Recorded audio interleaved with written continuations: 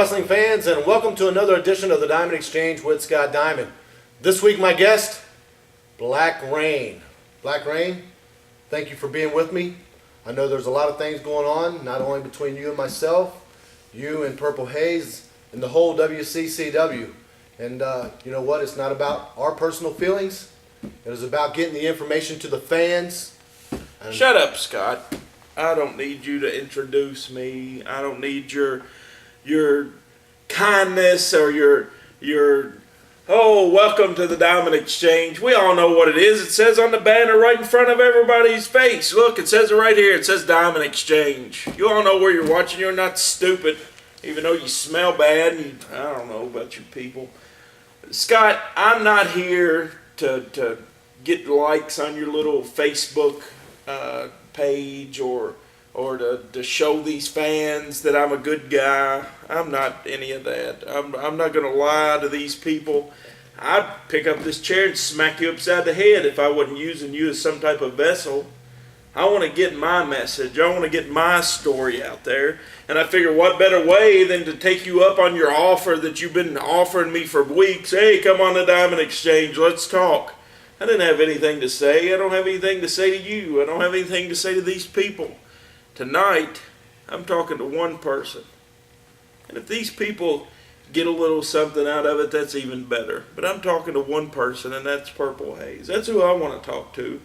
You know, I want to tell our story. I want to let these people know that they're not just going to come to WCCW this Saturday night and see some wrestling match where, oh, well, that guy did a good wrist lock, or that guy put him in a headlock, or, oh, he may win this match.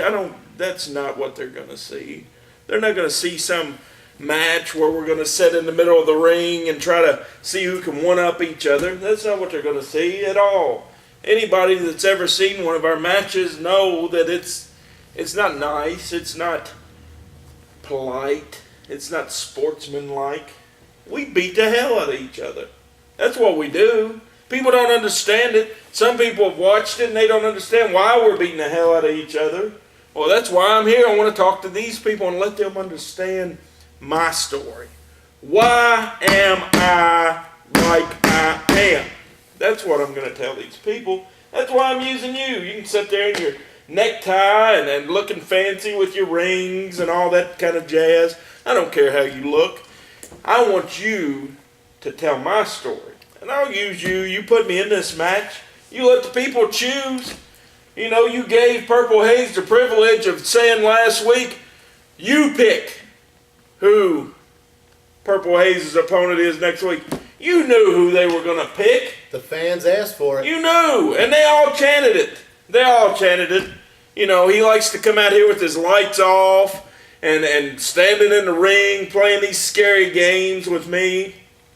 That's not what scares me about Purple Haze. You know, I don't fear any man at all, but, you know, I fear what I will do to myself Saturday night in order to win. I've done it before. I've got scars on my body from matches we've had, Scott. I've got scars that they'll never go away. I've got scars on my face, yes, on my arm, and it's all Purple Haze from the beginning. You know, let's go back a little bit. You know, let's give these people a history lesson. Let's let them know what they're going to see Saturday. That's what you want. You want a story. That's exactly right. You want to show these people something where they'll go to your little Facebook page and say, oh, I'm going to show my friends this. I'm going to watch this video. That's what you want. Don't act like it's something it's not. You're whoring me out in order to get people to watch your little Diamond Exchange. That's what you're doing. It's all for the fans. Exactly. It's all for these idiots. But I want these people to be educated. I don't want them to walk through the back door in this arena Saturday night thinking they're going to see a wrestling match, because that's not what they're going to see, Scott. They're going to see a fight. We're going to beat the hell out of each other. And I promise you this, I've spilled blood with this man before all over the place. I've got injured before wrestling this guy. You know, there's a lot more than just two guys getting in the ring. This ring don't even have to be here. It's not going to be used as a tool. I mean, it's just going to be sitting here while we beat each other half to death here, there, out here, wherever. That referee don't matter to me. He can count to 10, he can count to 36. I don't care. I don't think it matters to Purple Haze either. It's just the fact that you two lock it up. Here's the deal. You know, when I was 15 years old, okay, me and my father went to a wrestling show.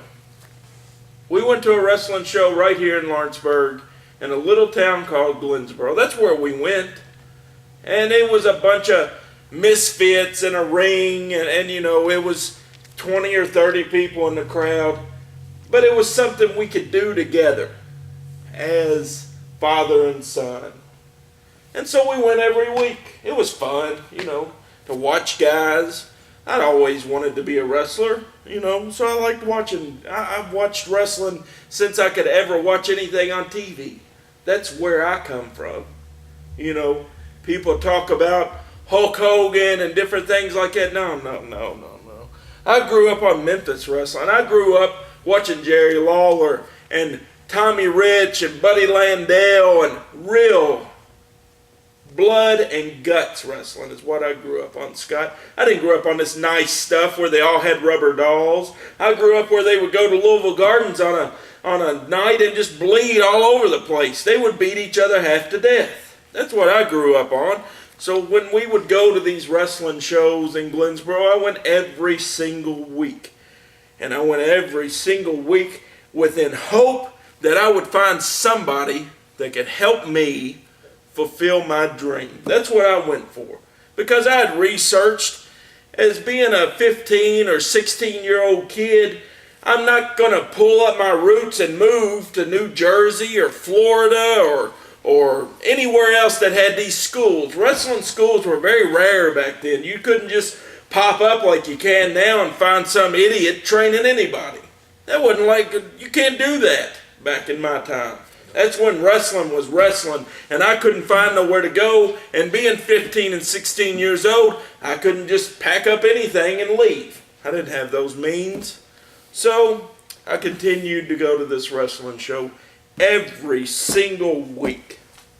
And then one week, a guy came out to the ring wearing purple velvet pants, white boots. He was something unique about it. It wasn't just some guy coming out in blue jeans and a denim shirt or work boots. I mean, this guy wrestled. He was entertaining. The people loved him. Still do. So you say. And so when I was 16 years old, I approached this man and I asked him if he would give me the opportunity to learn from him. And he thought about it for a week or so, and then he did. He did give me that opportunity. You know, Scott, that was 16 years ago that I started doing this. It was 16 years ago this year that I started in a little sweat box in Glennsboro training with a man that I felt that could fulfill my dreams. That's what it was. 16 years. You know how much pain and how much scars and blood and sweat and tears and just mental anguish I've been through in 16 years. It's not been easy by any means. But here's the thing that people don't realize. I went everywhere with Purple Haze. Everywhere. Traveled with him, drove him around. Any show that he would go to, I would go with him. Because I wanted to learn. I wanted to get out there and I wanted to know as much as possible. And then, shortly after my 17th birthday, I had my first match. Jeffersonville, Indiana, in some little crap hole of a bingo hall where there probably wasn't 50 people there. But I was living a dream. I was doing what I wanted to do. I didn't care if it was in front of 10 people because I wanted to be a wrestler. He helped me get to that goal. Well, as time ventured on, you know, I wasn't Black Rain when I first started wrestling because, you know, he was always there. He was always there in the back of my mind. You know, I've always had this dark spot that I like to go to. If anything happens, anything that may cause others to break down or cry or whatever, I never showed that type weakness. I stored it away in what I like to call the ninth kingdom of shadows. And that's where Black Rain's from, you know. So me and Purple Haze continued to travel, and there comes a time when the student surpasses the teacher. And I felt that I wasn't gaining any more experience by being under his wing anymore. So I branched out onto my own, and a hatred started to build within me. And you know, as I got out there and as I really had to scrap and really have to give it everything I could to make something of myself, I seen how hard it was, and I seen that he had left me out in the cold, kind of like when somebody takes a dog they don't want and they throw it on the doorstep of a humane society or something like that. They don't care what happens to that animal from that point on because they're rid of it. That's what Purple Haze did to me. He threw me out into the cold and wanted me to learn on my own. I wasn't ready. I was a 17-year-old kid, Scott. What's a 17-year-old kid know? He barely knows how to wipe his ass. That's the truth. I was a snot-nosed 17-year-old kid and I didn't know anything. And he let me do it. He let me do it. He let me go out on my own. And then Black Rain started coming into the picture. I started letting this darkness take over my life. You know, I said, hey, if this is what drives me at times, why not let it drive this part of my life? And I did. I started using the face paint. The face paint symbolism. Purple Haze, every place we would go, he would paint his face. He's been painting his face for as long as I could ever remember. As far as when he was in Mississippi and Louisiana, he painted his face. That's part of him. That's Purple Haze. That's part of me. Okay? The paint on my face is war paint. It's not, oh, this guy wants to come out and look like a freak. No, that's not what it's about at all. It's war paint. Every time I put this face paint on, it's about war. I go to war. That's what I do. This is a symbol. This is a symbol of my hatred for Purple Haze. Every time I look at myself with this paint on, I hate his guts even more. So let me give you another little tidbit of information. You know, we had went our separate ways and he was continuing to thrill the people and do his thing. And we met in Richmond, Kentucky one time. I had no idea who my opponent was when I got there. He didn't know who his opponent was. This promoter didn't even know the history between us. But we were wrestling each other that night. And in the bad guy locker room, if you want to call it, when they posted the card for everybody to see, I seen who my opponent was. I hadn't seen this man in several years, 2 years. I hadn't seen this man. But my hatred had just grown. It had grown into a fevered pitch. And when I seen who I was wrestling that night, I knew that on the other locker room where they kept all the good guys, that he was seeing who he was wrestling that night. And I have to feel that he had a little fear in his heart because he didn't know. He thought he was going to take advantage. He didn't know what I had branched out and you know, seek this darkness and just let it take over my life, which I did. And that night, when I came to the ring with face paint on, spikes on my arms, he looked like he had seen a ghost. Scott. That's what he looked like he saw. He looked like he saw a ghost in Richmond, Kentucky, the Richmond National Guard Armory. I was almost 19 years old at the time.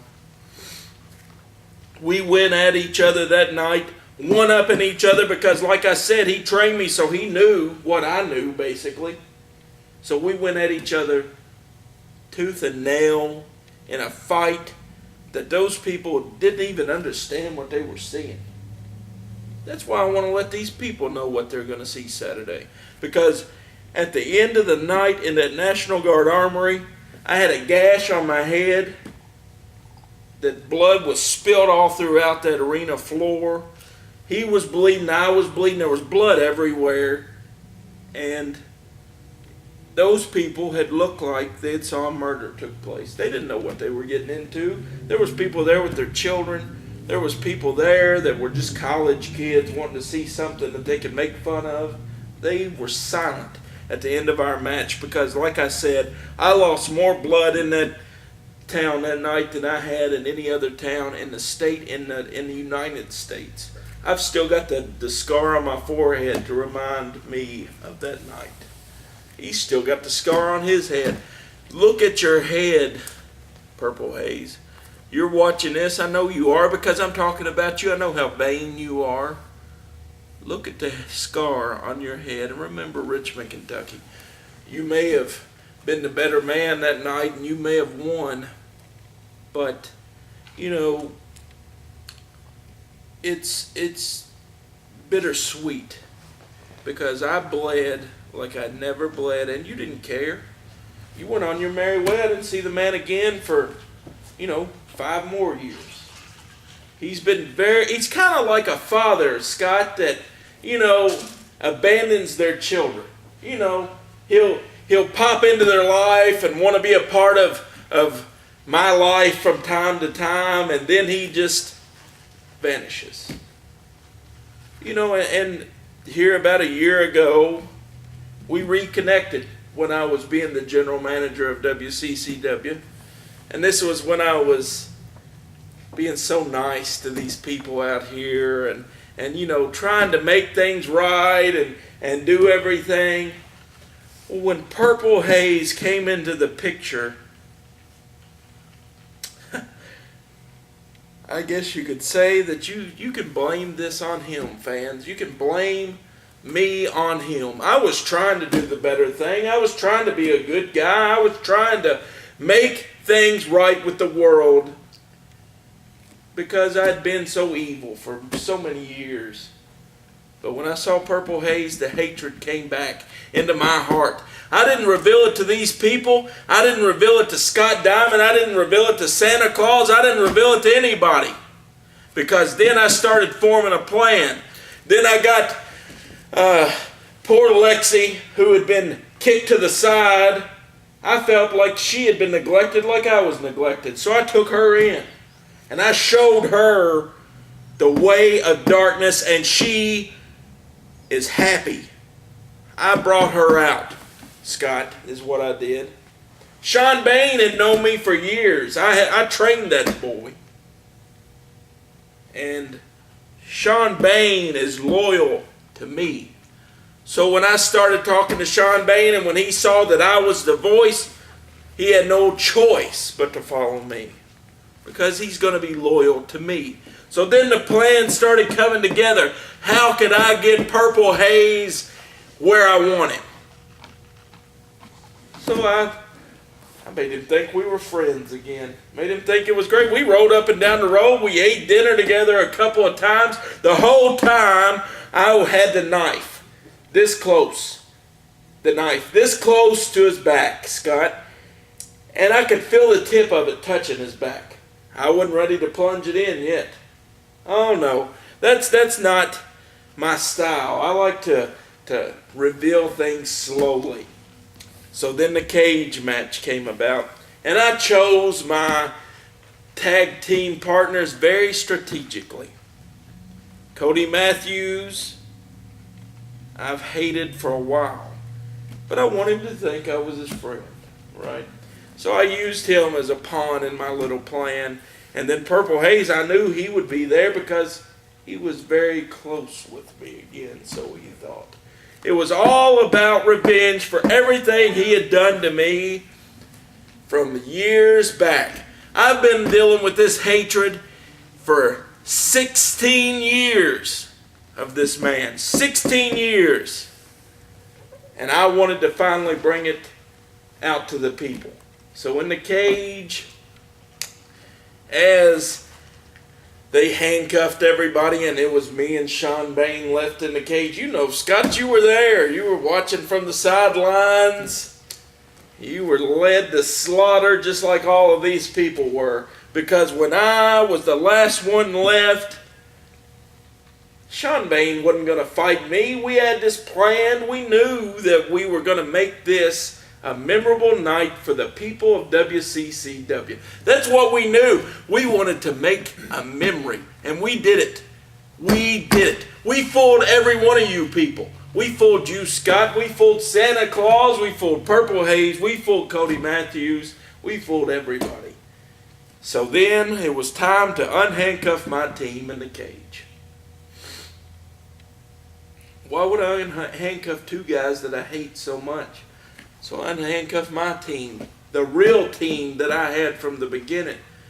And as we went to work on the other guys, you know, we left Cody Matthews chained to the cage because I wasn't ready to deal with him at that time. I wanted Purple Haze. And as I took that leather strap and I strapped him over the back, I felt like every child in America that's been abandoned by a father that would like to do the same thing, would like to whoop him with a belt right in the center of their living room floor for all the hatred and all the pain he had put them people through. That's what I felt like, Scott, and I loved that. I smacked him in the back with that leather strap 2 times, and every time it got better.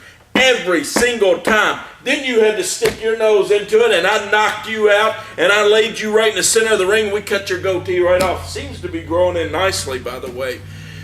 And then Santa Claus tried to come in, knocked him out too. I was going to burn everybody alive in that cage. That was my plan. That was my plan. And then the gracious guys from WCCW had to ride in on their white horse and save the day. Thank goodness for Frank the Tank. Yeah, Frank the Tank. Frank the Tank. We're not ready to deal with Frank the Tank yet either. But let me explain something to you people, okay? I want to talk to you people real quick because you're the reason that this match Saturday night is going to happen.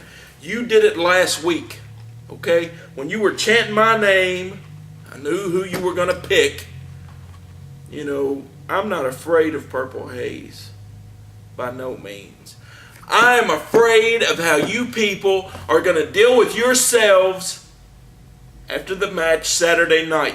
If there's a church anywhere within 15 foot of you Sunday morning, you better be there. Because after what you witnessed Saturday night, I promise you this, you're going to feel bad about it. Because not only am I going to leave this arena with some type of brutal injury that nobody's going to know about, Purple Haze is not going to walk out of here the same way. We're going to go at each other like 2 pit bulls that are so bloodthirsty because we want each other that bad.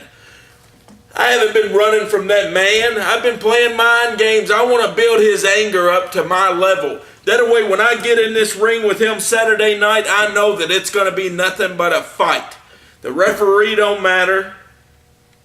He's just here to count a pin if it was to take place. I don't even care if there's a pinfall in this match.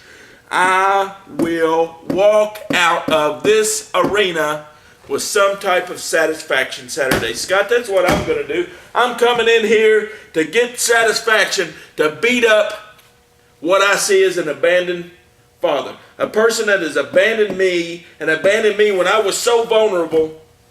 He abandoned me, Scott. That's what he did, and I'm going to get my revenge this Saturday night. It's been 16 years in the making. I've learned so much more than he taught me. And Scott Diamond, you'll be witnessing from right over there at your little perch. Santa Claus will be walking around with a hot dog stuffed down his throat, drinking his tea and watching things. Nobody understands what they're going to see Saturday. If you have any money in your pocket, come buy a ticket to WCCW this Saturday night. Okay? You want to see a fight? You want to see two guys go at each other harder than anybody else in this state has? Come to this arena Saturday night. Okay? Line Santa Claus's pockets. I don't care. That don't matter to me. I want you to witness this. I want you to see this match. I want you to see this fight. Be here Saturday night. Scott, you tell your fans what you want to see. Saturday night, you tell them what you tell them to get here. I want them here. Wrestling fans, there you hear it from an angry man who for the last 16 years has had hatred boil up inside of him, aggravation, frustration, all aimed towards the guy who gave him his... You know what, Scott? Let's do this. Screw these fans for a minute. Purple Haze, I want to talk to you. I want to talk to you, Purple Haze. I know you're watching this video, and I promise you this. You better bring everything you've got Saturday night, because there's nothing left in me but hatred for you. Come Saturday, be in this ring. Don't be afraid of what you created. And I promise you this. You will walk out a changed man. I could care less if you die in this ring. It's going to be a brutal match. You know it's going to be brutal, so you better be here.